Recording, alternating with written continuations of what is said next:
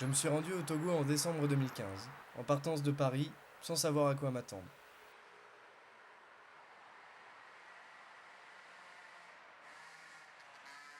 Ce petit pays est situé entre le Ghana, à l'ouest, le Bénin à l'est, et au sud du Burkina Faso. Pour comprendre ce qu'il s'y passe aujourd'hui, je vous propose de revenir un petit peu en arrière.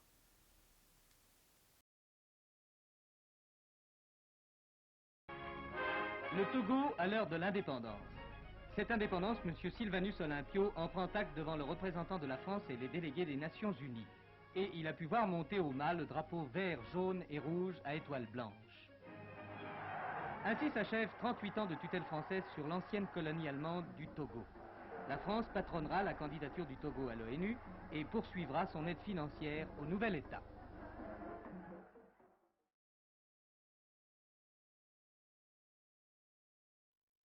Premier secrétaire du comité insurrectionnel vous parle. Le comité insurrectionnel a tenu sa deuxième réunion de 12 heures à 14 heures. Tous les membres étaient présents. Vu l'urgence qui a doté rapidement la République d'un appareil exécutif, le comité a décidé de faire appel à M. Nicolas Grunitzky pour former un gouvernement provisoire. C'est un communiqué aussi laconique, diffusé aux premières heures de la matinée de dimanche, qui apprit aux 1 440 000 habitants de la jeune République du Togo qu'un coup d'État militaire s'était produit dans la nuit et que le président de la République, Sylvanus Olympio, avait été assassiné. En fait, il n'y a pas eu effusion de ça, à dehors de malheureux histoire de notre vénéré président. Malheureux en ce sens que, au départ, il ne devait pas être tué. Vous deviez l'arrêter simplement. Il devait être arrêté simplement, mais c'est le président qui a tiré le premier coup, coup de revolver. Et puis il y a eu la riposte immédiate. C'est malheureux. Oui, c'est malheureux, disent les Togolais, qui sont des gens particulièrement paisibles. Cette maison était celle de Sylvanus Olympio. Il s'y trouvait le soir de sa mort lorsqu'on vint le chercher pour l'arrêter. Trahi par son armée, abandonné par sa police, il chercha refuge chez son voisin, l'ambassadeur des États-Unis. Les deux maisons sont adjacentes. Il avait 4 mètres à franchir, et alors qu'il poussait cette porte, aujourd'hui ouverte, il reçut 3 balles dans le dos. M. Grunitzky, installé à la tête du gouvernement provisoire par les militaires, c'est tout cela. Vous savez que cette crise, essentiellement, est une crise militaire. Le coup d'État, c'est un coup d'État militaire. Et donc, qu'il ne résulte pas d'une action populaire. Je puis vous dire très simplement qu'avant même cette crise... Ce que M. Nicolas Grunitzky ignore, c'est qu'en 1967, un nouveau coup d'État militaire aura lieu et qu'il sera obligé de quitter le Togo.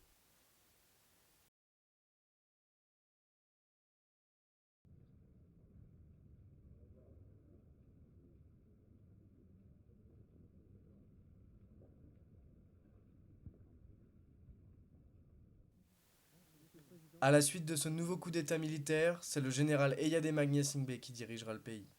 Il participa activement au meurtre du premier président togolais, Sylvanus Olympio. Il restera le maître du Togo jusqu'en 2005, année à laquelle il mourra. Il connut et traita avec tous les présidents français de la Ve République, hormis Charles de Gaulle. Il sera resté 38 ans au pouvoir et détient le record de longévité politique à la tête d'un État africain. Coopération franco-togolaise. Je peux vous dire que je suis très heureux, très content de cet entretien,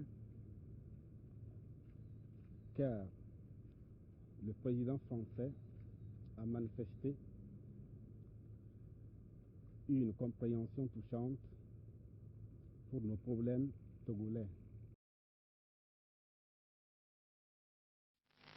Il s'agit d'une véritable catastrophe nationale. Saisi hier soir sur la télévision togolaise l'annonce officielle de la mort du président Eyadema. Eyadema n'est plus.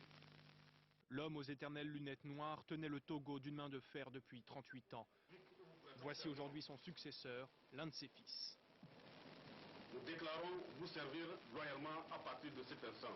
L'armée lui a confié le pouvoir au mépris de la Constitution et des règles démocratiques. Nyasingbe Fort et Swazimina, 1 243 044 voix. Sur la base des suffrages obtenus, le candidat Nyasingbe Fort et Swazimina est déclaré élu à titre provisoire président de la République à l'issue du scrutin du 4 mars 2010.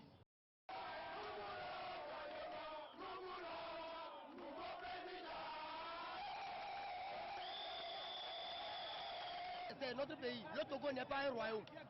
On veut du changement.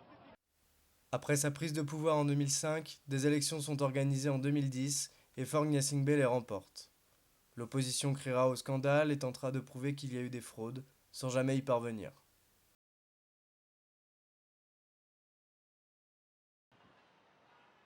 En 2015, de nouvelles élections furent organisées et il les remporta encore, alors que la constitution togolaise stipule qu'un mandat présidentiel ne peut être renouvelé plus de 2 fois. À l'âge de son indépendance, le Togo voulut devenir la Suisse africaine. Au-delà de l'envie, il en avait les moyens, grâce à des gisements de phosphate d'une très grande qualité. C'était sans compter le coup d'État du général Eyadema, qui, durant ses 38 ans de règne, épuisa les ressources de son pays pour se constituer une fortune colossale. Aujourd'hui, c'est un pays dans lequel les inégalités sociales et économiques sont très marquées. Environ 50% des Togolais vivent en dessous du seuil de pauvreté. La corruption y est également très présente et aucune alternative viable dans le but de changer leurs conditions de vie n'est proposée. Bien que le pays connaisse depuis les années 2000 un taux de croissance positif d'une moyenne de 4,5%, le niveau de vie des Togolais n'a augmenté que de manière très peu significative. 1 euro vaut 655 francs CFA. Le prix des produits de première nécessité est élevé comparativement aux revenus que tirent les Togolais de leurs activités. Les fonctionnaires représentent moins de 20% de la population et leur salaire moyen est estimé à 38 000 francs CFA. Ceux qui ne sont pas fonctionnaires, soit 80% de la population, n'ont pas de revenus fixes et une majeure partie de la population ne peut pas se permettre la moindre épargne et se voit dans l'incapacité de renverser la tendance. Au Togo, il est important de relever la part très peu importante du travail formel. On estime que ce dernier représente 15% du travail effectué dans ce petit pays. L'État ne peut donc pas profiter des échanges, et ils échappent à tout enregistrement et renforcent la tendance de l'État à basculer dans l'illégalité, amenant un appauvrissement de la population. Ils nourrissent la faiblesse de l'État, puisqu'il ne peut pas gagner d'argent sur ces échanges dont on ne peut évaluer le nombre. Ils ont lieu dans les marchés, les rues, partout, où sont installés des abris de fortune pour contrer la chaleur du soleil, mais aussi entre voisins, amis ou inconnus. Une véritable économie parallèle s'est créée. Cette population dans le besoin s'est organisée pour subsister. Le grand marché en est un exemple flagrant. Des centaines de petits magasins fleurissent dès 6 heures du matin. Les exposants de cet immense centre commercial travaillent jusqu'à la nuit tombée, et ce, 6 jours sur 7. Sur ce marché se vendent objets en tout genre, des lunettes, du tabac, des créations artisanales, mais aussi des tableaux, du tissu ainsi que de la nourriture. Il est possible de trouver de la viande, du poisson, frais ou non, qui sera vendu et utilisé par la population. C'est aussi ici que les restaurants viennent acheter leurs matières premières. Il est courant de croiser des vendeurs mobiles qui marchent toute la journée, avec le peu de marchandises qu'ils pensent pouvoir revendre, comme des chewing-gums, des mouchoirs. Tout ce qui est susceptible de pouvoir rapporter un petit peu d'argent est vendu. De par cette promiscuité financière, il est difficile d'envoyer ses enfants dans des universités dont les prix s'élèvent à plusieurs dizaines de milliers de francs CFA. Il en résulte une faible mobilité sociale et une impossibilité pour la population de créer des richesses.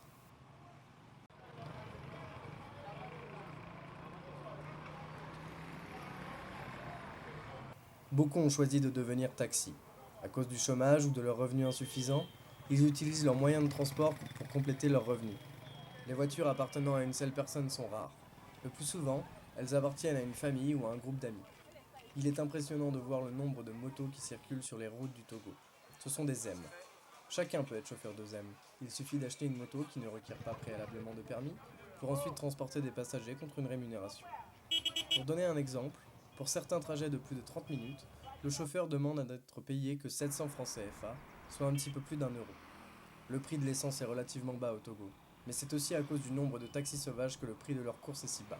De plus, l'État impose un impôt aux taxis, qui devrait servir à la rénovation des routes.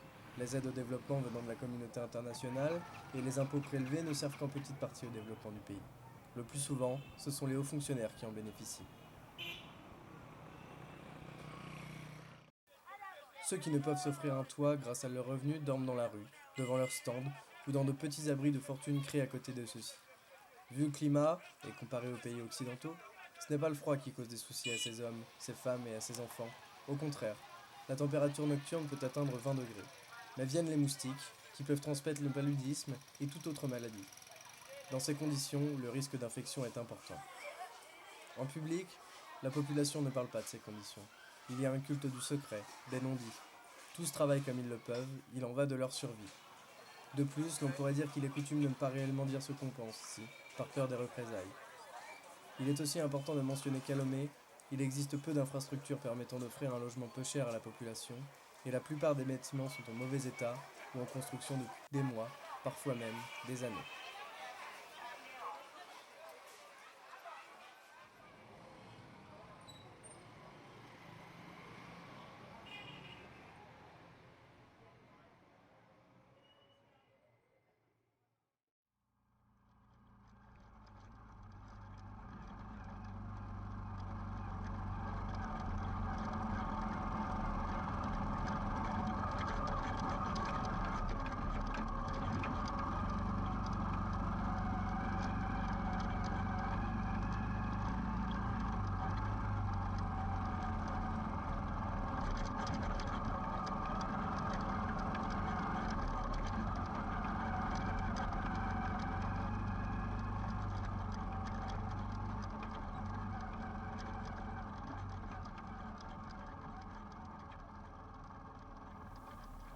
Voici à quoi ressemblent les rues de Lomé, la capitale.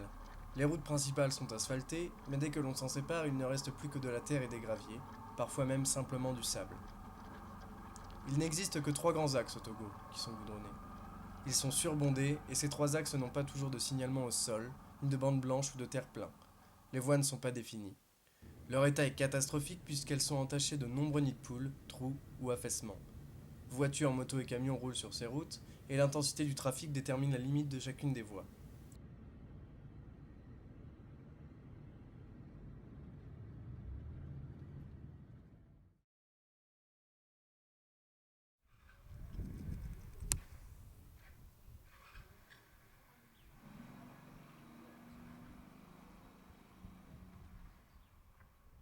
Ces différentes choses sont autant de facteurs dangereux et souvent mortels.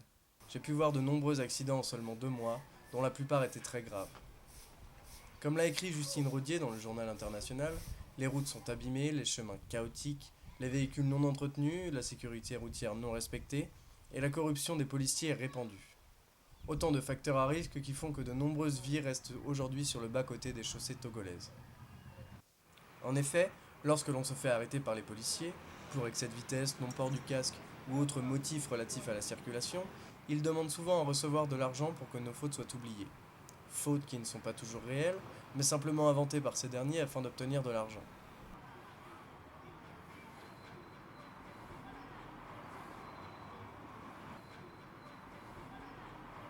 Bien qu'une légère modernisation des routes ait pu être constatée, les fonds sont toujours détournés. On parle de détournement des deniers publics.